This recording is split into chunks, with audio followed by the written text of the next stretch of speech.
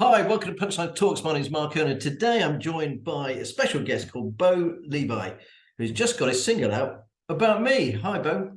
Hi, how you doing? Now, I've got a funny feeling I might not have pronounced that right. So it's spelled BAUX Levi. How do you actually say it? It's BEUX LEVI. BEUX LEVI. Okay. Yes, Uh, yeah, you're it's, close. it's, it's a kind of cool name. Thank you, thank you. And I love the song that's just come out. So can you just tell us a little bit about it, about me, please? Well, not about me, but about you and about the song about me. Yeah, sure. So the song, I actually wrote it a couple of years ago when I was not called BEUX LEVI. I was kind of just my own name, which is Seb Sanders. And I wrote that while we were in lockdown, and it was just kind of one of those feelings describing, everyone was being a bit unproductive and felt, like they could be doing more during that time. So it's just describing those feelings and how we cope with that. And I guess the conversations that I was having with myself to push myself through those feelings. And then I wrote it all in one day and then finished it a couple of months later because Maddie Simpson at BBC Gloss wanted to play a song, so I rushed it in a day and got it finished. And they played it, which was great. And then here we are, 2 years later. I'm finally going to release it as an actual single. So yeah, really excited to actually have it out. So how do you actually go about releasing it as a single? What's the process? Well, there's distribution companies. So I use one called DistroKid, but there's CD Baby and Stem, a bunch of others. It just depends where you're from. And you just upload it. If you're doing it independently, you would just upload it. It would send it off to all the what they call stores. So that's Spotify, iTunes, stuff like that. And then it's released on the day. But there's a lot of pre-release work that I've been trying to do, getting publications or blogs to write about it, get it added to playlists. So yeah, just lots of advertising and kind of behind the scenes work to get as good a response on the day as I can. So So do you do get hold of social media influencers as well and try and tap into that sort of market, or is it a different way to release music than that, or by yeah, TikTok? So I saw you on TikTok as well.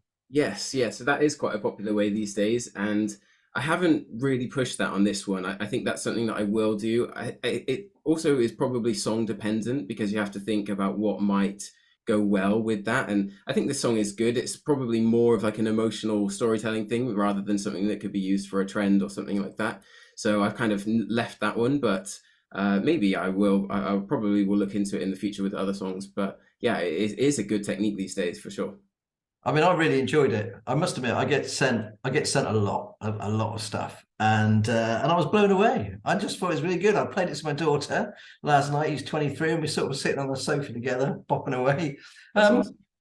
how do you kind of break into this? Have you always been interested in music?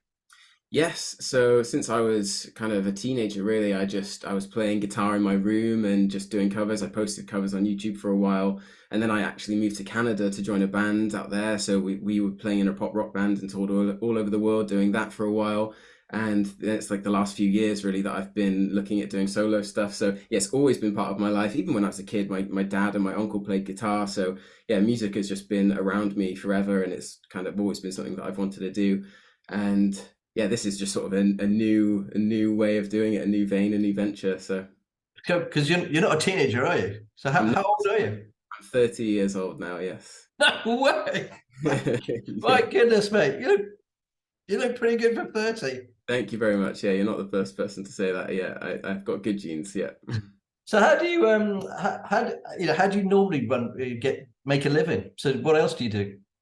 I've been doing session music for a few years now. So yeah, just either writing music for other people or doing vocals for, probably that's probably been a few years now, I guess about 3 years. But before that, I was just doing odd jobs here and there, anything that I could do. And yeah, yes. So you live in Cheltenham, isn't it? Whereabouts did you go to school? What's the kind of journey from there?